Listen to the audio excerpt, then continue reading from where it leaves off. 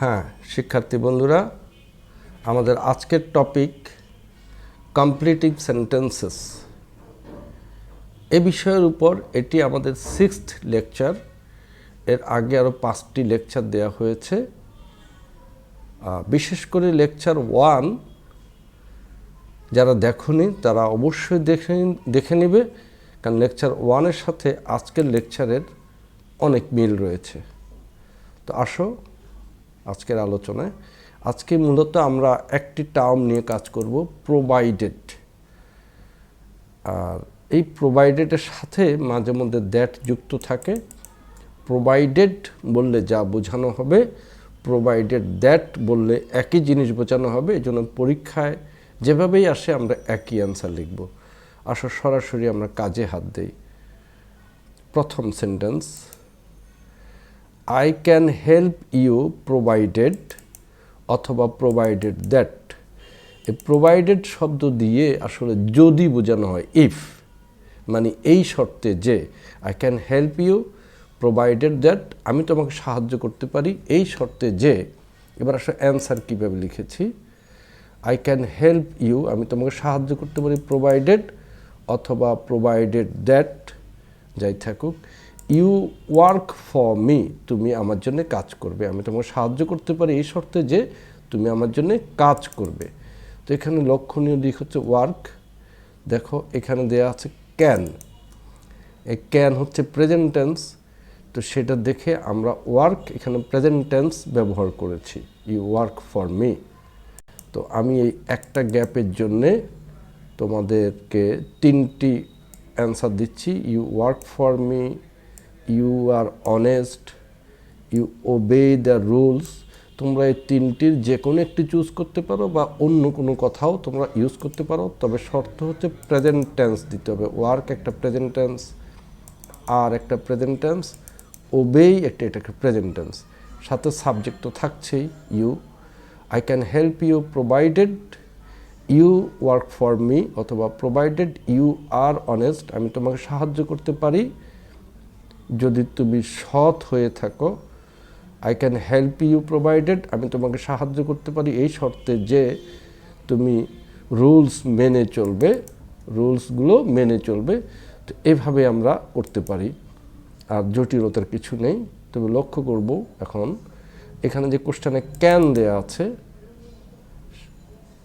কোশ্চেনের মধ্যে ক্যান না থেকে উইল থাকতে পারতো, মে থাকতে পারতো। যাই থাকুক না কেন আমরা একই অ্যান্সার দিব, একই জিনিস। বিষয়টা একটু খেয়াল করো, উইল এখানের মধ্যে এই জায়গাতে এই ক্যান না থেকে উইল যদি থাকে বা ক্যান আছে অথবা মে যদি থাকে, তখন আমাদের প্রেজেন্ট টেন্স ব্যবহার করতে হবে। যেমনটা আমি করলাম এখানে, ওয়ার্ক প্রেজেন্ট টেন্স, আর প্রেজেন্ট টেন্স, ওবেই প্রেজেন্ট টেন্স। তাহলে এখানে যদি ক্যান থাকে, উইল থাকে, মে থাকে, আমরা প্রেজেন্ট টেন্স ব্যবহার করব। সাবজেক্ট তো লাগবেই, ঠিক আছে। আর প্রোভাইডেডের সাথে দ্যাট যদি কোশ্চেনে থাকে আমরা দেব, কোশ্চেনে না থাকলে আমরা দেব না।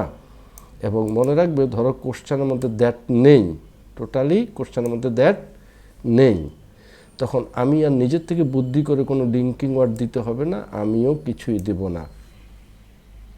এই যে I can help you provided you work for me, আমাকে আর নিজের থেকে কিছু দিতে হবে না। বা কেউ যদি দ্যাট লিখে দেয় তাও কিন্তু আবার শুদ্ধ হবে, কিন্তু অন্য কোনো লিঙ্কিং ওয়ার্ড দেওয়া যাবে না। তো আসো আমরা আগের অবস্থা বানিয়ে দিই। এবার আসো পরেরটাতে আতঙ্কিত হওয়ার কোনো কিছুই নেই, কারণ এখানে যেমন ক্যান ছিল সব প্রেজেন্ট টেন্স, এখানে এসছে কুড।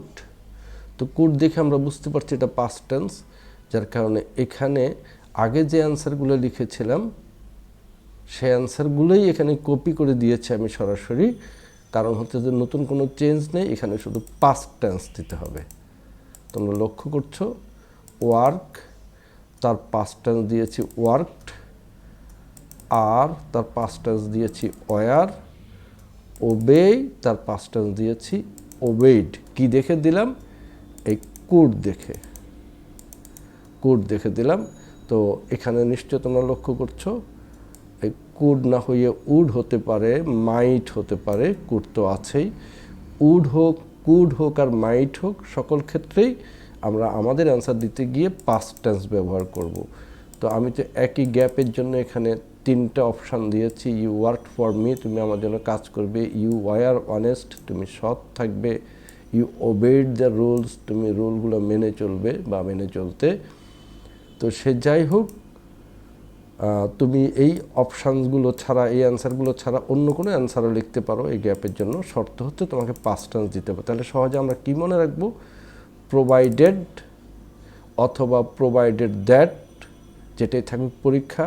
আমরা আগের অংশ দেখব। আগের অংশে যদি উইল, ক্যান অথবা মে থাকে, তাহলে আমাদের অ্যান্সারের মধ্যে আমরা প্রেজেন্ট টেন্স ব্যবহার করব, অথবা উড, কুড অথবা মাইট যদি থাকে আমরা পাস্ট টেন্স ব্যবহার করব। সোজা কথা এটা। আর সাবজেক্ট তো সবসময় লাগবে, সাবজেক্ট ছাড়া তো কিছু লেখা যায় না, একটা একটা করে সাবজেক্ট দিতেই হবে। তো এই বিষয়ের উপরে আমি যা বললাম তার থেকে আর জটিল করে কিছু আসে না, অন্য কোনো জটিলতা নেই। পরীক্ষায় আসলে যেভাবে বললাম এভাবে একটা সাবজেক্ট দিয়ে তোমরা প্রেজেন্ট টেন্স অথবা পাস্ট টেন্স যেখানে যেটা হওয়ার বসিয়ে দেবে। তো সবাইকে ধন্যবাদ। তবে বিদায় নেওয়ার আগে একটা অনুরোধ থাকবে। আমি চাচ্ছি যে লেখাপড়ার বিষয়গুলো আমাদের শিক্ষার্থী বন্ধুদের কাছে সহজ করে উপস্থাপন করতে। সেজন্য আমি কাজ শুরু করে দিয়েছি, আমি চেষ্টা করছি, কিন্তু আমি সকলের সহযোগিতা কামনা করছি। আমার এই ভিডিওগুলো যদি ভালো লেগে থাকে, আমি যে কয়েকটা ভিডিও দিয়েছি বা এটি, তাহলে অবশ্যই ভিডিওগুলো শেয়ার করবে, আমার চ্যানেলটি সাবস্ক্রাইব করে বেল আইকনটি ক্লিক করে দেবে এবং সবাইকে জানাবে, যাতে করে এটি সকলের কাছে গিয়ে পৌঁছায়। আর আমার সম্পর্কে, আমার জন্য যদি কারো কোনো পরামর্শ থেকে থাকে, অবশ্যই পজিটিভ বা নেগেটিভ যে কোনো পরামর্শ কমেন্টের মধ্যে জানাবে, আমি সেগুলোর মূল্যায়ন করার চেষ্টা করব। সকলকে ধন্যবাদ।